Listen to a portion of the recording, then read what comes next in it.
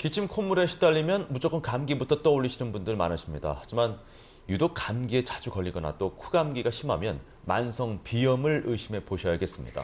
특히 아이들의 경우 감기로 인해 비염 치료를 제때 하지 못하면 성장장애라는 부작용이 생길 수 있습니다. 관련 정보 건강365에서 준비했습니다. 아침 저녁으로 일교차가 큰 가을이면 비염 환자는 늘 비상이죠. 때와 장소를 가리지 않는 재채기와 줄줄 흐르는 콧물, 심한 코막힘으로 일상생활까지 힘들어지는데요. 오늘은 만성 비염에 대해서 알아봅니다. 저희 아이는 생후 6개월부터 지금까지 천식이 있어서 병원을 한 번도 빠짐없이 진짜 1년 내내 지금까지 다니고 있거든요. 양약이나 항생제를 끊어본 적이 없어요. 근데 여기 병원을 소개받고 다닌 후부터는 정말 얘가 아팠던 애가 맞나 싶을 정도로 정말 건강해졌거든요.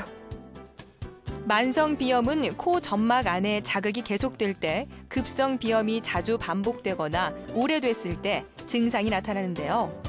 주로 코막힘 증상이 나타나는데 좌우 교대로 막힙니다. 또 낮보다 밤에 심하고 옆으로 누웠을 때는 아래쪽까지 막히게 됩니다. 만성비염의 3대 주요 증상으로는 콧물, 코막힘, 그리고 재채기를 들 수 있습니다.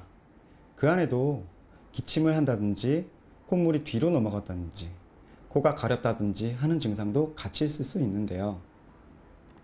이러한 증상이 하루 종일 계속되는 경우도 있고 아니면 아침에만 증상이 나타나거나 반대로 밤에만 증상이 나타나는 경우도 있습니다.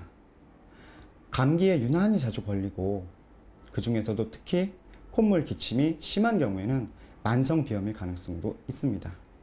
이런 경우 본인은 만성비염인 줄 모르고 감기를 달고 있어요 라고 생각하시는 경우도 많이 있습니다. 비염은 예방과 함께 치료 시기가 중요합니다. 특히 아이들은 정기적인 비염 검진을 받아야 성장과 학습에 도움을 줄 수 있는데요. 한방에서는 코를 폐로 들어가는 관문으로 보고 폐의 기운을 조절하는 것으로 비염이 좋아진다고 보고 있습니다. 보통 비염이라고 하면 그 증상이 코에만 나타나니까 코만 치료하면 된다고 생각하기 쉬운데요. 비염은 그 증상이 코에 나타나지만 사실은 폐, 즉 호흡기의 전반적인 면역 저하로 인해 발생합니다.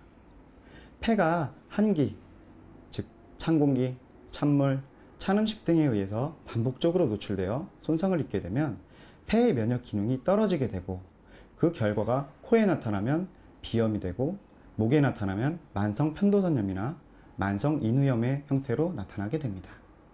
따라서 비염 치료를 위해서는 우선 폐를 따뜻하게 하여 호흡기 면역을 높여주고 코에도 직접 약액을 발라주어서 점막의 염증을 내리고 부기를 내리는 치료를 하게 됩니다. 기온 변화가 심한 환절기가 되면 콧물, 코막힘을 호소하는 분들 많습니다. 하지만 대개 비염보다 환절기 코감기로 오인해 병을 방치하고 만성비염으로 악화되는 경우가 많은데요. 만성비염을 예방하는 생활수칙에는 어떤 것이 있을까요? 만성비염 환자는 우선 찬 것을 멀리해야 합니다. 예를 들어 요즘 같은 환절기에는 일교차가 크기 때문에 몸이 적응력이 떨어지므로 보온에 신경 쓰는 것이 필요한데요. 특히 목을 따뜻하게 감싸주는 것이 중요합니다. 아침에 일어나서는 따뜻한 옷을 입어주시거나 따뜻한 물을 마셔주시거나 가볍게 맨손 체조를 해서 몸을 빨리 따뜻하게 해주는 것이 중요한데요. 그 외에도 찬물, 찬 음식을 피해 주시는 것이 중요합니다.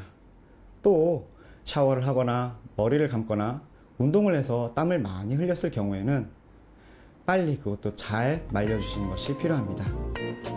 평소 콧물이나 재채기로 괴롭다면 손이나 마른 수건으로 코의 양옆을 마사지하는 것이 좋습니다. 또 비염 초기에는 박하차나 보이차, 탕수유차나 생강차를 마시는 것도 추천됩니다. 건강365였습니다.